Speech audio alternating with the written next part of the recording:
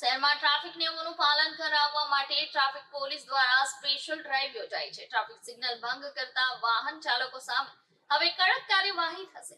લાલ દરવાજા વિસ્તારમાં traffic DCP પન્ના મોમૈયા દ્વારા પણ ડ્રાઈવ દરમિયાન હાજર રહ્યા હતા અને લોકોને નિયમોનું પાલન કરવા અપીલ કરી હતી. ડીસીપી વાહન ચાલકોને ટ્રાફિક સિગ્નલ પર સ્ટોપ લાઈન ઉપર જ રોકવા અને ડાબી બાજુ ખાલી રાખવાની સલાહ આપી. પોલીસ ટ્રાફિકનું કહેવું છે કે જો હવેથી કોઈ વાહન ચાલક સિગ્નલ ભંગ કરશે તો કાયદેસર દંડ ફટકારવામાં આવશે. સુરત શહેરમાં ટ્રાફિક નિયમોનું પાલન કરાવવું એ માટે ટ્રાફિક પોલીસ દ્વારા વિશેષ સ્પેશિયલ ડ્રાઈવ યોજવામાં આવી છે. શહેરના દરેક રેઝિડેન્શિયલ વિસ્તારમાં આ ડ્રાઈવના ભાગરૂપે તપાસ હાથ ધરાઈ છે અને ટ્રાફિક સિગ્નલ ભંગ કરતા વાહન ચાલકો સામે કડક કાર્યવાહી કરવામાં આવશે.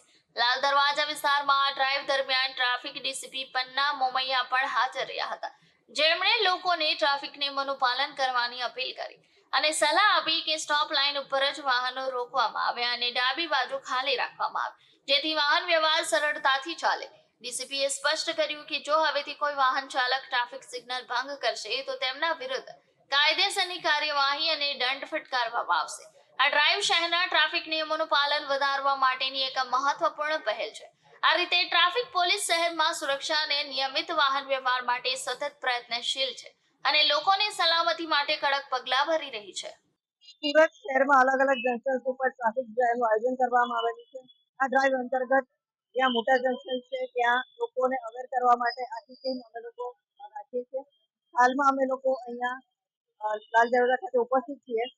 બેનર્સ અને માઇક દ્વારા લોકોને એજ્યુકેટ કરી રહ્યા છે.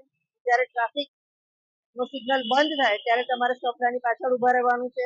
લેફ્ટ સાઈડ હંમેશા ખુલ્લી રાખવાની છે, જેથી કરીને જેને લેફ્ટ ટર્ન લેવો છે એ લોકો સરળતાથી નીકળી શકે.